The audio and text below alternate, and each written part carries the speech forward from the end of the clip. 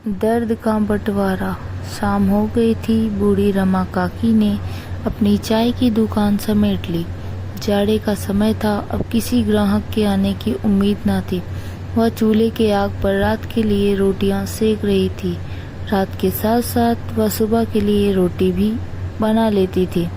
शाम को चूल्हे पर रोटी सेकने में उसे अच्छा लगता था। एक तो सुबह अन्य कामों के लिए समय मिल जाता था और दूसरे चाय बनाने के बाद बचे आंच का उपयोग भी हो जाता था। रोटी भी बन जाती थी और जाड़े में आग तापने को भी मिल जाता था। रात में तो गरम गरम रोटी खाने में उसे बहुत अच्छा लगता था, पर सुबह रोटी ठंडी हो जाने पर कड़ी हो जाती थी, जिन्हें वह अपनी दुकान शुरू करने से पहले गरम करके चाय के साथ खा लेती थी। रोटी बनाते बनाते काकी पुरानी यादों में खो गई। यही घर है जहां वह रोज से करीब 50 साल पहले दुल्हन बन कर आई थी। उसका पति रामनाथ एक सीधा साधा इंसान था। थोड़ी सी खेती या घर और घर के बाहर चाय की दुकान या पूंजी थी। परिवार में पति पत्नी, एक बेटा किशन और उसकी माँ थी। दोनों पति पत्नी ने आजीवन अच्छी तरह एक दूसरे का साथ निभाया। उनका बेटा किशन भी एक योग्य संतान था। उनकी सारी बातें मानता और हर तरफ से मदद करता था। उनकी मदद करने से और घर की आर्थिक स्थिति सुधारने के लिए ही तो शादी के 2 साल बाद ही वह शहर चला गया था। वहाँ से एक फैक्ट्री में काम मिल गया। वह वहाँ मन लगाकर काम करता और घर पैसे भी भेजता था। घर की दशा सुधरने लगी। कुछ व्यवस्थित होने पर वह अपनी पत्नी और बेटे को भी शहर ले गया। रमा और रामनाथ खुश थे। किशन उनसे मिलने आता और मदद भी करता था। सब कुछ रास्ते पर आ रहा था, तभी अचानक सब बिखर गया। कोरोना की लहर ने एक झटके में ही सब कुछ तहस नहस कर दिया। किशन का पूरा परिवार शहर में कोरोना की भेंट चढ़ गया।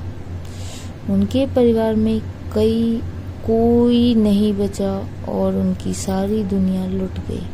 दोनों पति पत्नी छाती पीटते रह गए।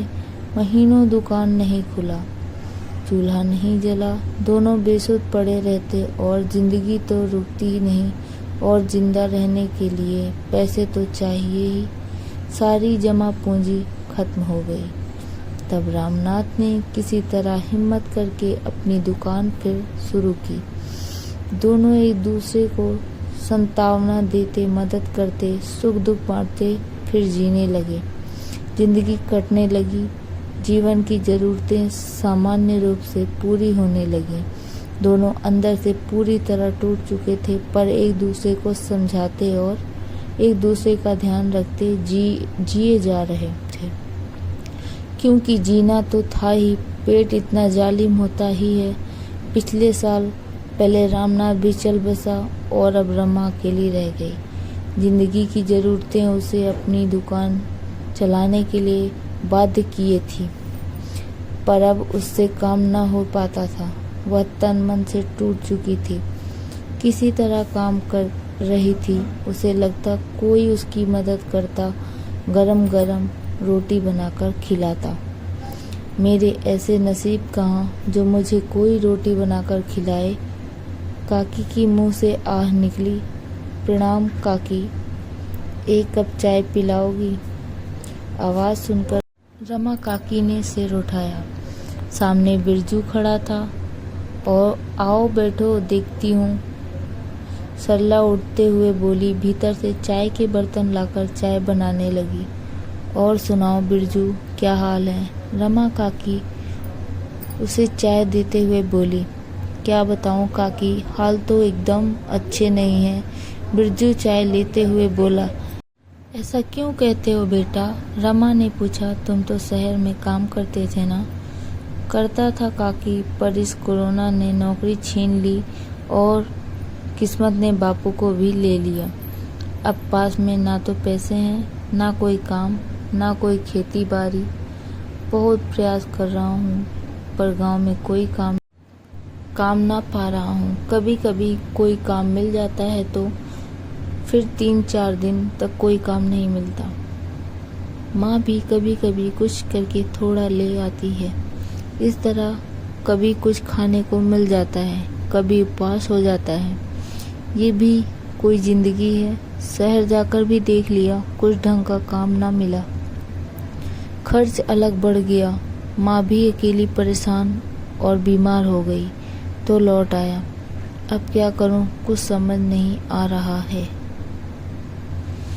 बिरजू थोड़ा रुक कर फिर बोला, 2 दिन से घर में चूल्हा नहीं जला है। माँ पड़ोस से थोड़े से चिवड़े मांग कर लाई थी, वही खाकर पानी पिया है। सर दर्द से फटा जा रहा है, तभी तुमसे चाय मांग ली, पर चाय के पैसे भी मेरे पास नहीं हैं। जिंदगी ने बहुत दर्द दिए हैं काकी, ऐसी जिंदगी से तो मौत भली लगता है, मर जाऊं। कहते कहते बिरजू रोने लगा। अरे ना रे पागल, माँ की सोच, उसका क्या होगा, तेरे अलावा उसका ही है ही कौन। औलाद के बिछड़ने का दुख मैं जानती हूँ, और तुमसे चाय के पैसे कौन मांग रहा है। ले, चाय के साथ साथ रोटी भी खा ले। अपनी माँ के लिए भी रोटी और चाय लेते जाना। सरला काकी उसे रोटी देते हुए बोली, आत्महत्या महापाप है, नहीं तो मैं ना कर लेती।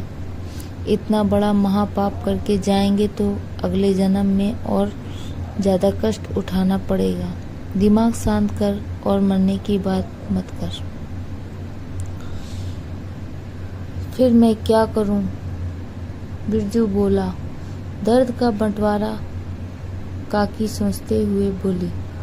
दर्द का बंटवारा? मैं कुछ समझा नहीं। बिरजू काकी का मुंह देखने लगा। देख बिरजू, दर्द तेरी जिंदगी में बहुत है और मेरी जिंदगी में भी बहुत है। क्यों ना हम आपस में अपना दर्द बांट लें। रमा गंभीरता से बोली। कैसे? बिरजू काकी का मुंह देखने लगा। तुम मेरी इस दुकान को संभालो, अच्छे से मेहनत से चलाओ। मैं तो कहती हूँ कि तुम अपनी माँ को भी इस दुकान में लगाओ। अभी मैं चाय के साथ सिर्फ बिस्कुट रखती हूँ, अब चाय के साथ साथ समोसे, कचौड़ी, निमकी और जलेबी भी बनाएंगे। तुम्हारे काका के समय में हम ये सब बनाते थे। मुझे पता है ये सब कैसे बनाते हैं, मैं बताऊंगी। तुम लोग बनाना, मैं भी यथाशक्ति मदद करूंगी। बदले में मुझे खाना बनाकर खिलाना, ज़रूरतें पूरी करना और हरी बीमारी में देखभाल कर देना। मैं भी तो अकेली ही हूँ ना, मुझे बुढ़ापे में देखभाल करने वाला मिल जाएगा और तुम्हें काम। रमा समझाते हुए बोली। चाय बनाना तो ठीक है, पर समोसे जलेबी बनाने के लिए सामान कहाँ से आएगा? बिरजू ने आशंका जाहिर की। मैंने 2-4 रुपए करके कुछ पैसे जोड़े हैं, शुरुआत तो हम कर ही सकते हैं। जरूरत पड़ी तो कुछ सामान उधार ले लेंगे, बाद में लौटा देंगे। रमा काकी गंभीरता से बोली। बात तो तुम एकदम सही कह रही हो, बिरजू सिर हिलाते हुए बोला। तो फिर आ जाओ सुबह से, काकी उत्साह से बोली। काकी तुम देवी हो। बिरजू ने रमा के पैर पकड़ लिए। अरे ना रे, मुझे देवी देवता मत बोल। इंसान सिर्फ इंसान ही बन जाए, एक दूसरे का दर्द बांटे, मदद करे, यही बहुत है। रमा उसे उठाते हुए बोली। चल भगवान को प्रणाम कर धन्यवाद दे, उन्होंने हमें एक दूसरे के दर्द को बांटने का रास्ता दिखाया। हे भगवान, आपको अनेक प्रणाम और धन्यवाद। अपनी कृपा सदा हम पर बनाए रखें। दोनों ने हाथ जोड़कर कहा और हंसने लगे। रात हो गई थी, चारों तरफ चांद का प्रकाश फैल रहा था।